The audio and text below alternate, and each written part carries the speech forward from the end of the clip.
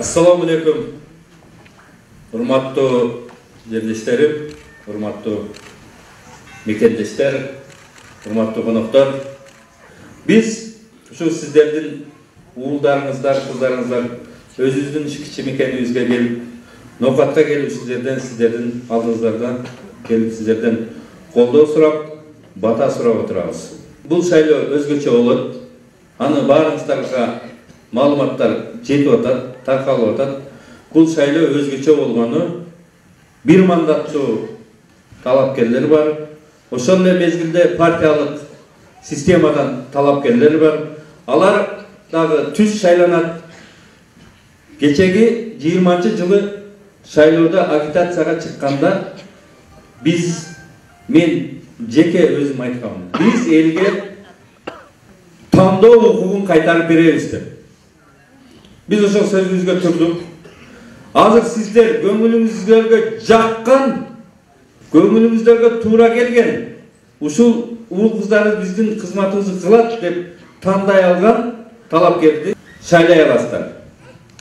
Мурдагыдай списокко бир петичка коюп, тобу менен оптом шайлайт деген түшүнүк артта калды.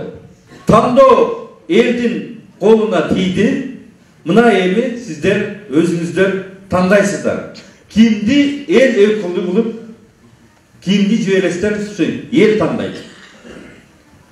Эл көпчүлүк эч качан адашпайт. Президентти шайлаган эл өзүнүн депутатын өзү шайлаш керек. Айыл өкмөтүн өзү шайлаш керек. Акимдерин баарын өзү шайлаш керек. Бирок бир аз тескери кетип атат назначение менен. Бул дагы убактылуу. Биз шайлоодо жеңишке жетип келсек, айыл өкмөттөрдү эл шайлай турган болобуз.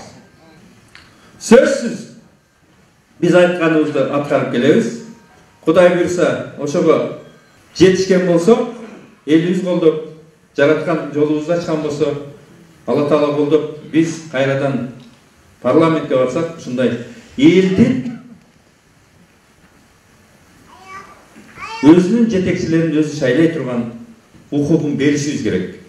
Эл макулга мен макул деп биз ошентип чыгып атабыз. Биз сиздердин элдин айтканынан, элдин тандоосунан биз алыска кетпешибиз керек. Ошондо гана биз алдыга жылабыз.